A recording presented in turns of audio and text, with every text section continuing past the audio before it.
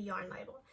So if you've ever picked up a skein of yarn and rolled it around and looked at all these different symbols and stuff that are on it, usually they're on the back, this one's come more towards the front, and you've looked at all these symbols and you're like, what do they mean or whatnot, I'm going to explain what every single one of them means. And so the next time you are looking for a specific weight of yarn or type of yarn, you will know what you're looking for and how to read that label so you can properly understand what weight it is, what fiber it is, what dye lot. I'll teach you how to read dye lot so you can match the yarn up and you know it'll work for your project so it matches up. And also, if you like this video and would like to see more from me, make sure you click that subscribe button so you will never miss anything. I would really appreciate that. So we'll just jump right into it. So on your yarn label, of course, they'll all vary depending on what brand they are and what they look like, but it's all going to be the same basic concept, you know, of how they are arranged and whatnot. So I will just pick one here. I'll start with this one. This one is a Line brand Flicka.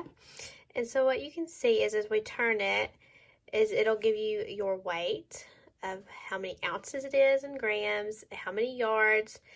It's helpful to know how many yards are in a skein, because then if you're doing a certain specific pattern, it tells you you need so many yards.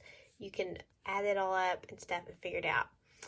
Now this is a little square and it has the number 3, so that tells you what weight of yarn this is. So this is a lightweight yarn.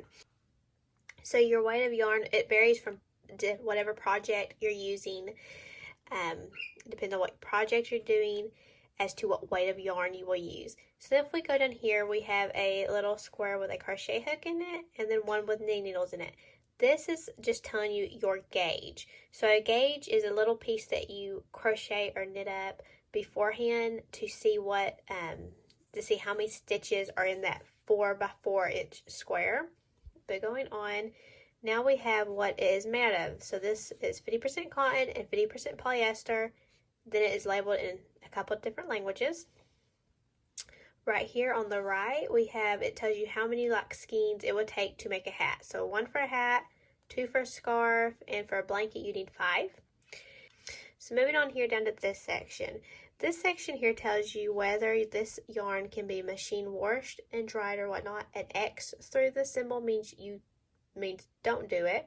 So right here, this first symbol with the water means that it can be machine washable. It is machine washable.